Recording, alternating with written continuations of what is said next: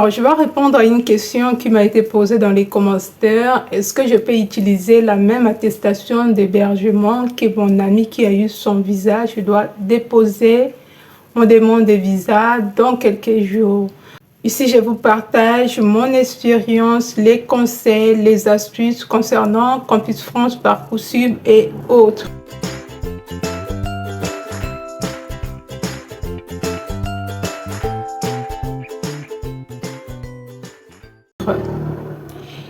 Il faut savoir, l'attestation d'hébergement est personnelle.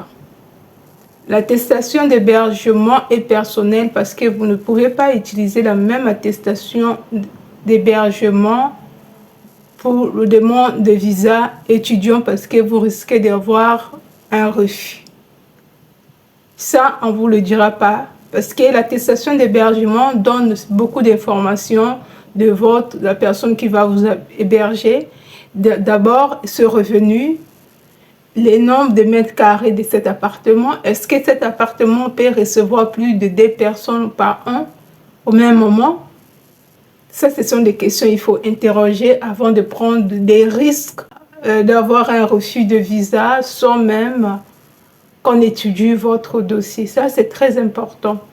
Il faut savoir quand vous envoyez les papiers d'attestation d'hébergement avec les papiers de la personne qui vous héberge, il regarde les revenus de cette personne, il regarde aussi la dimension, le nombre de mètres carrés de vie dans cet appartement, et aussi quand l'ambassade va remarquer que c'est la même attestation, ce sont les mêmes documents, c'est le même, ça peut vous créer des problèmes.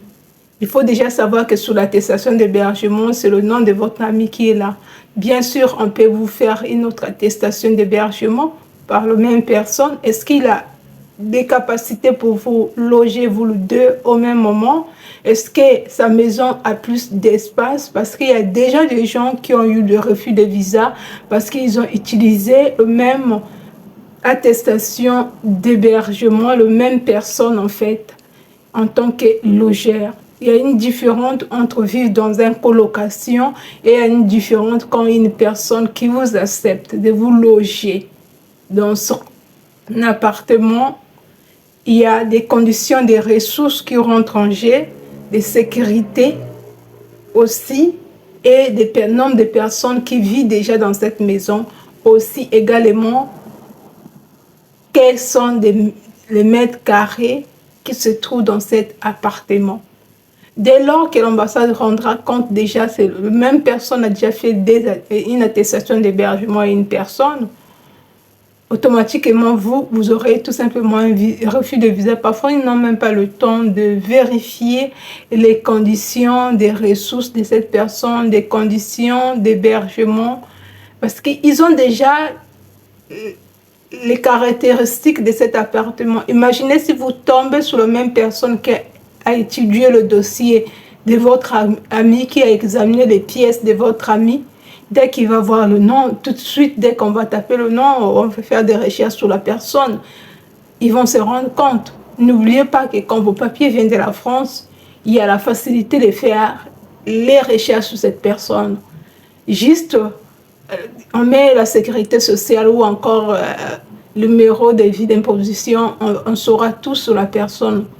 Donc, il faut faire très attention. Pour moi, ce n'est pas possible que au même moment, cette personne vous délivre, vous deux, la même attestation d'hébergement, le même lieu de vie. C'est un risque à prendre parce que, voilà, je connais des gens qui ont déjà eu des refus avec ça. Il faut faire très attention. Il y a même des gens, parfois, tu vas voir des gens de mauvaise foi, que tu demandes service de faire une attestation d'hébergement, parfois, moyennant quelque chose. Derrière ça, la personne a peut-être donné l'attestation d'hébergement à 3 personnes ou 4 personnes. Et arrivé à la fin, parfois une seule personne qui a le visa, ou bien tout le monde, ils ont le refus de visa. Donc, si tu n'as pas l'attestation d'hébergement, peut-être tu peux chercher la réservation dans un hôtel, c'est plus simple à faire, ou encore chercher un autre moyen pour trouver ou demander une attestation d'hébergement à l'IMO. Voilà, il y a plusieurs alternatives. Si tu suis mes vidéos, tu devais comprendre que ça, ce sont des risques à ne pas prendre. Surtout, si vous ne voulez pas refaire encore un autre dossier de demande de visa, ne prenez pas ces risques-là de mettre tout dans le même panier et voilà, parce que l'autre a eu son visa avec ça et que toi aussi tu dois le prendre pour mettre dans ton dossier et demander le visa. Ça, c'est une erreur que tu dois absolument éviter. Donc, c'était tout dans cette vidéo. Si cette vidéo vous apportait de la valeur ajoutée, n'hésitez pas de vous abonner, de liker, aussi de partager dans vos groupes.